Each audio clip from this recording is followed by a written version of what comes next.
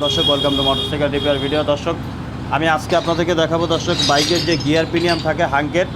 তো আসলে এই বাইকের যে গিয়ার পিনিয়াম আছে, গিয়ার পিনিয়াম ক্ষয় হয়ে গিয়েছিলো দর্শক। 2 নাম্বার 3 নাম্বার গিয়ার দিয়ে যখন বাইকটি টান দেয় তখন ইঞ্জিন থেকে একটি সাউন্ড আসে, শো করে একটি ইঞ্জিন থেকে একটি অদ্ভুত একটি সাউন্ড আসতেছিল ইঞ্জিন থেকে। দর্শক আমি সাউন্ডটি আপনাদেরকে যদি শোনাতাম তাহলে ভালো হতো শোনাতে পারলে, কিন্তু ইঞ্জিনটি যেহেতু খুলে রেখেছি এখন আমি শোনাতে পারবো না দর্শক। তো আসলে এই সাউন্ডটি কেন আসে বা পিনিয়ামগুলো কিভাবে ভেঙে ক্ষয় হয়েছে দর্শক, সেটি আমি আপনাদেরকে দেখাবো আজকে।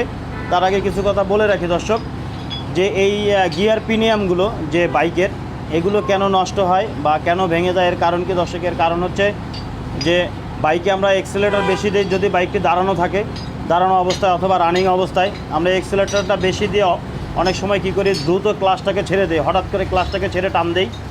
তো তখনই অথবা দেখা যায় যে আমরা ক্লাচ করে যখন গিয়ারটা দেই তখন দেখা যায় যে রানিং অবস্থায় আমরা সম্পূর্ণ ক্লাচ না করেই গিয়ারটা চাপ দেই। এবং আরেকটা জিনিস যেটা হয় যে এক্সেলেটরটা বেশি দিয়েই আমরা গিয়ারটাতে চাপ দেই, কিন্তু ফুল ক্লাচ হয় না, গিয়ারটাতে আমরা হালকা প্রেশার পড়ে। ঠিক তখনই যখন গিয়ার পিনিয়ামের একটির সাথে একটি দাঁতে মুখে যখন লাগে তখনই ইঞ্জিন থেকে দেখবেন ঘ্যারাত করে একটি শব্দ হয় দর্শক। তো এই বাইকটির ক্ষেত্রে যেটি হয়েছিল যে এটার ইঞ্জিন থেকে যাতে পিনিয়ামগুলো ক্ষয় হওয়ার ফলে একটি সাউন্ড আসতেছিল দর্শক। তো আমি বাইকটি যেহেতু খুলে রেখেছি, আমি আপনাদেরকে দেখাই 2 নাম্বার 3 নাম্বার গিয়ারে সমস্যাটি হতো। তো আমি পিনিয়ামগুলো আপনাদেরকে দর্শক দেখাই। এটি দেখতে পাচ্ছেন, এটি হচ্ছে দর্শক আউটপুট শেপ, যেটাকে বলা হয় স্পকেট শেপ, সেটাকে আউটপুট শেপ বলে।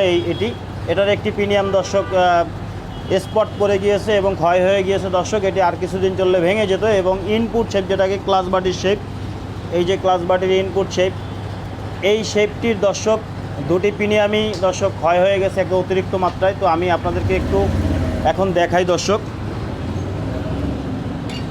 যদি আপনাদের বাইকে এরকমটা হয় যে রানিং অবস্থায় গিয়ার দেওয়ার পরে ঘ্যারাত করে শব্দ হয়, তাহলে দর্শক আপনি কি করবেন, অবশ্যই মেকানিকের কাছে গিয়ে অবশ্যই সাউন্ডটাকে চেক করাবেন।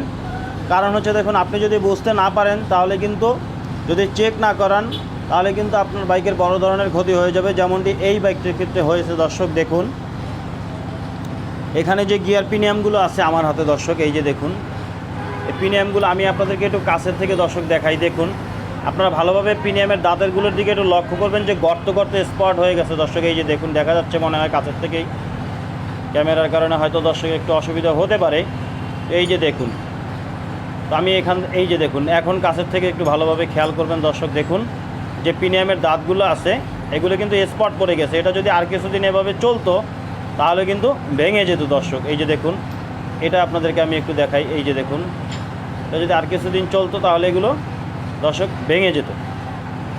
তো যার কারণে আপনাদেরকে দেখানোর উদ্দেশ্য হলো দর্শক, আপনাদের বাইকে যদি কখনও গিয়ার দেওয়ার পরে ঘ্যার করে শব্দ হয়, ঘর করে ওঠে, অথবা রানিং অবস্থায় কখনোই এইভাবে আপনারা বাইক চালাবেন না, হঠাৎ করে ক্লাস ছেড়ে দিয়ে অথবা হাফ ক্লাস করে গিয়ার শিফট করে চালাতে যাবেন না। আর যদি কখনো এই ধরনের সমস্যা হয় তবে অবশ্যই সাথে মেকানিকের কাছে গিয়ে বাইকটি চেক করাবেন দর্শক। তো এই ছিল আজকে ভিডিওতে, পরবর্তী ভিডিওতে দেখা হবে। সে পর্যন্ত ভালো থাকবেন, সুস্থ থাকবেন, খোদা হাফেজ।